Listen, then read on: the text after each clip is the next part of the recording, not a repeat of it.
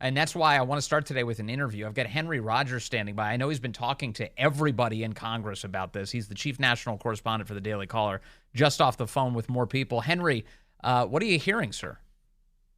Oh, man, it is a complete disaster on the Hill right now. Another day of just a complete mess. So Republicans just left a conference meeting where they were talking about this resolution. Supposedly lawmakers were screaming at each other. At one point it was reported that McCarthy told Matt Gaetz very aggressively to sit down while they were shouting at each other.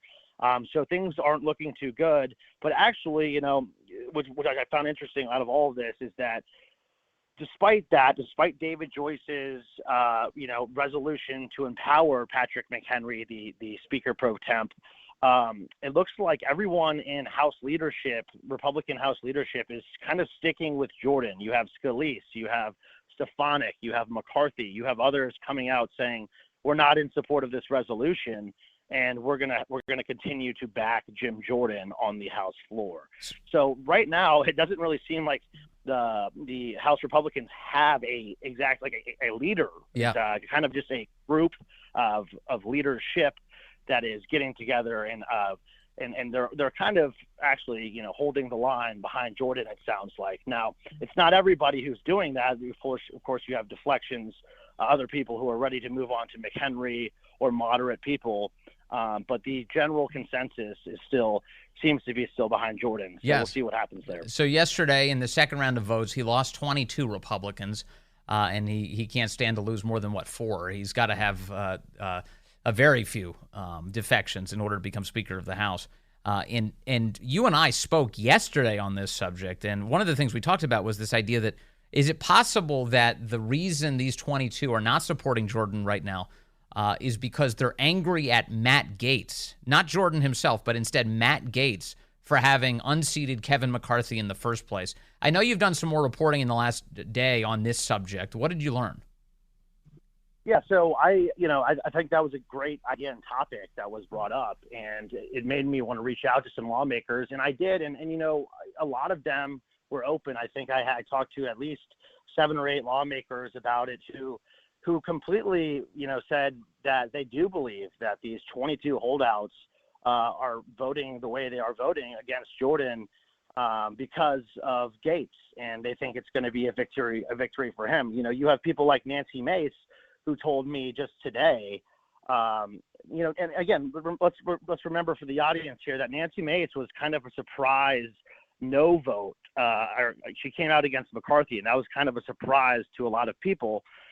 So now you have Nancy Mace telling me today that she believes that these 22 people who won't vote for Jordan are doing it just to spite Matt Gaetz, which is really petty stuff if that is true, for House Republicans to be holding, the speakership over, one person, Matt Gaetz. Yes. That says a lot. But again, there were if you read the story on thedailycaller.com, there were 7 or 8 other members who said the exact same thing. And, I gave those 22 members the opportunity to respond to the inquiry and say, do you guys have a problem with Matt Gaetz? Is Matt Gaetz the reason why you're not voting for Jordan? Is that even a possibility?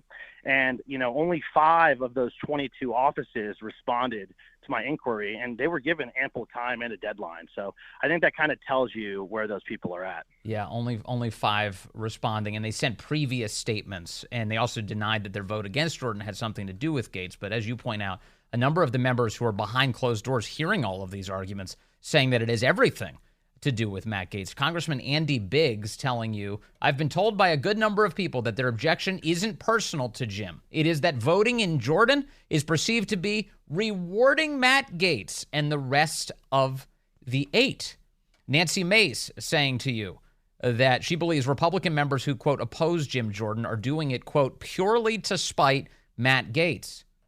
The American people want a speaker who will be honest and represent them, not business as usual in Washington. It's disgraceful for a number of elected officials, many of them in safe GOP districts, to oppose Jim Jordan purely to spite Matt Gaetz, she said. Congressman Bob Good said that the GOP has no alternative and that while he can't speak for the 22 members who oppose Jordan, he believes there are members voting against Jordan who are, quote, disappointed about the fact that the party has to elect another speaker. And one more piece here, just to give, if you're looking for evidence directly from the mouths of some of the 22, here's Congressman John Rutherford of Florida. This was just a few days ago. He was asked about all of this by a reporter, and he wasn't shy about saying, yeah, this is Gaetz' fault.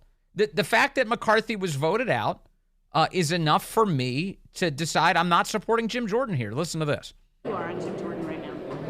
Okay, where I'm at right now is since the folks that want to follow the majority, which is the rule, we should follow the majority. Kevin McCarthy had 96%. 4% took him out, joining with the Democrats. McCarthy was voted out by the House rules. No, nothing improper done there. And then he took his name out of contention to be Speaker again.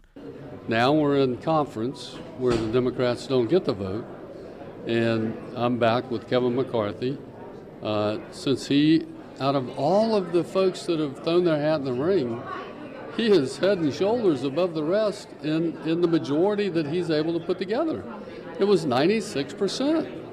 And you're a no on Jordan on the floor right now.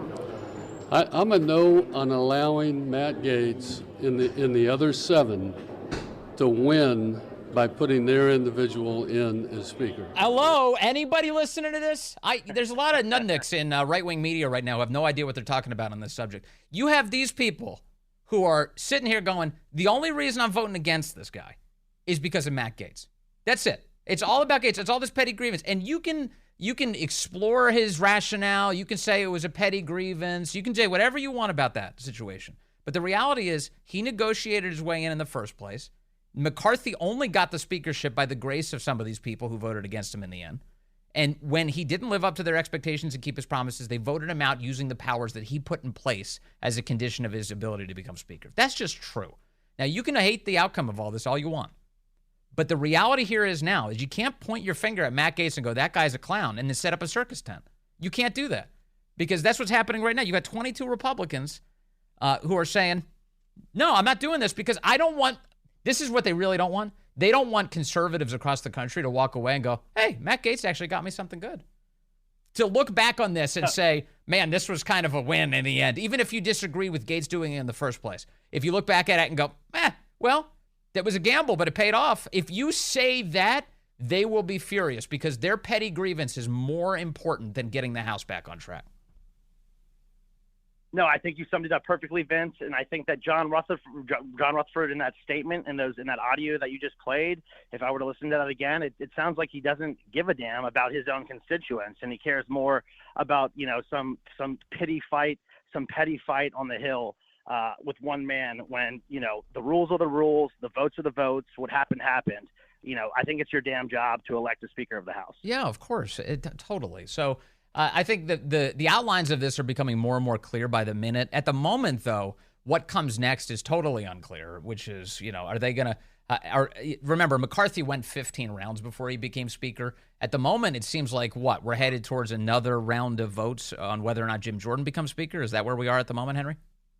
That's correct. They're going to go for another round of votes. Now, the timing of that is still unclear, but they are going to do another round of votes, it sounds like. So, I'm assuming right now there's going to be a lot of behind the scenes whipping for these 22 members, and the next vote will be very telling to see if that number dwindles, if they pick up votes. I think that's going to be a big one for the conference.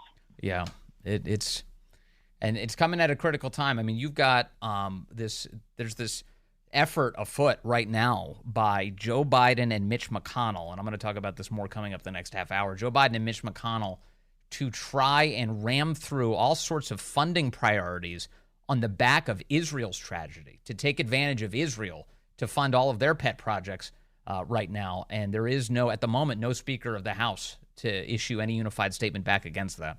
And it's one of the many things that needs to get done, and soon. Henry Rodgers, thank you for the updates. We will check back in with you as these things develop. Thank you, sir.